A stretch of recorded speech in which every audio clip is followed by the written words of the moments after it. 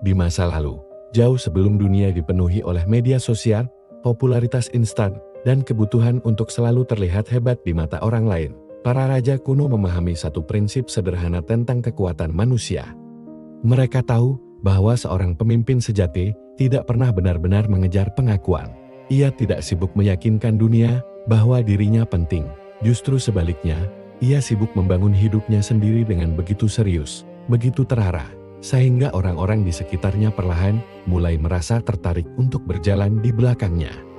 Prinsip ini pernah ditulis oleh Kaisar Romawi dan filsuf Marcus Aurelius. Marcus Aurelius percaya bahwa seorang pria harus terlebih dahulu mampu memimpin pikirannya sendiri sebelum mencoba memimpin orang lain.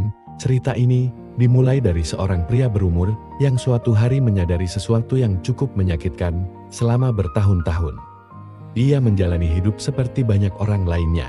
Ia mengejar pengakuan, ia mencoba membuat orang lain terkesan, ia ingin dihargai, dihormati, dan diperhatikan, tetapi semakin ia mengejar semua itu, semakin terasa bahwa penghargaan yang ia dapatkan selalu terasa dangkal. Orang-orang datang dan pergi, perhatian muncul dan menghilang. Dan suatu malam, ketika ia duduk sendirian, ia menyadari sebuah pertanyaan yang mengubah arah hidupnya. Bagaimana jika selama ini aku mengejar hal yang salah?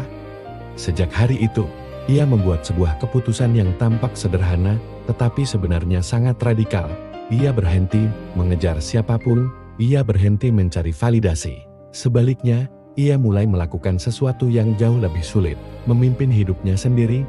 Hari-hari berikutnya ia gunakan untuk membangun sesuatu yang tidak terlihat. Ia mulai memperbaiki tubuhnya, bukan untuk terlihat menarik di mata orang lain. Tetapi, karena ia percaya seorang pria harus memiliki energi yang kuat, ia bangun lebih pagi, ia berjalan lebih jauh, ia menjaga apa yang ia makan. Tubuhnya perlahan berubah, tetapi yang lebih penting pikirannya menjadi jernih. Kemudian ia memperbaiki cara berpikirnya, ia mulai membaca buku-buku lama tentang kebijaksanaan manusia filosofi dari berbagai peradaban kuno. Ia mempelajari bagaimana para pemimpin besar di masa lalu menghadapi ketakutan, kegagalan, dan tekanan. Salah satu filosofi yang paling memengaruhi dirinya adalah Stoicism. Stoicism mengajarkan bahwa seseorang tidak dapat mengendalikan dunia luar, tetapi ia selalu memiliki kekuasaan penuh atas reaksinya sendiri. Seiring waktu, sesuatu yang aneh mulai terjadi. Tanpa ia sadari, cara bicaranya mulai berubah. Ia tidak lagi berbicara dengan nada yang penuh kebutuhan. Ia tidak lagi mencoba memenangkan setiap diskusi. Ketika ia berbicara dengan tenang, dengan arah, dengan tujuan.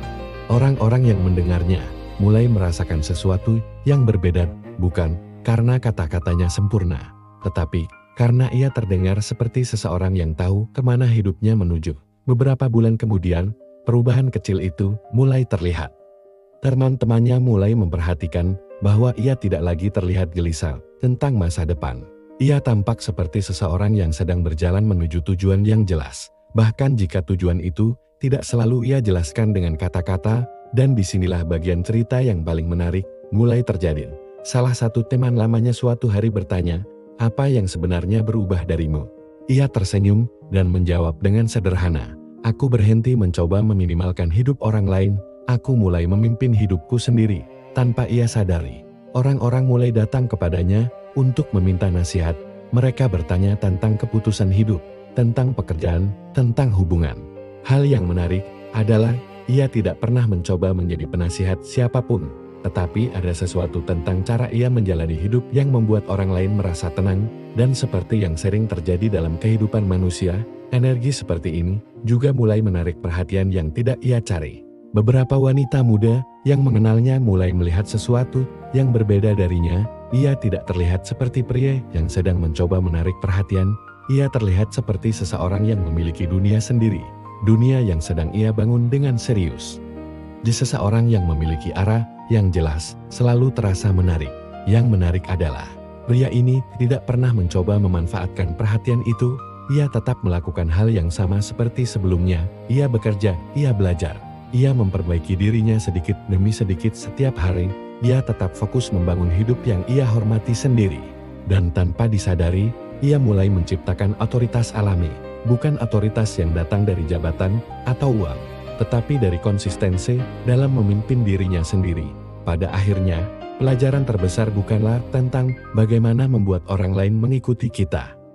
Para raja kuno memahami sesuatu yang sering dilupakan hari ini. Orang tidak mengikuti seseorang karena ia meminta mereka untuk mengikuti. Orang mengikuti seseorang karena mereka melihat arah yang jelas dalam hidupnya. Dan mungkin itulah filosofi kepemimpinan paling sederhana yang pernah ada. Seorang pria yang memimpin hidupnya sendiri tidak perlu mengejar perhatian siapapun. Karena pada akhirnya, perhatian akan selalu menemukan jalannya menuju seseorang yang tahu kemana ia pergi.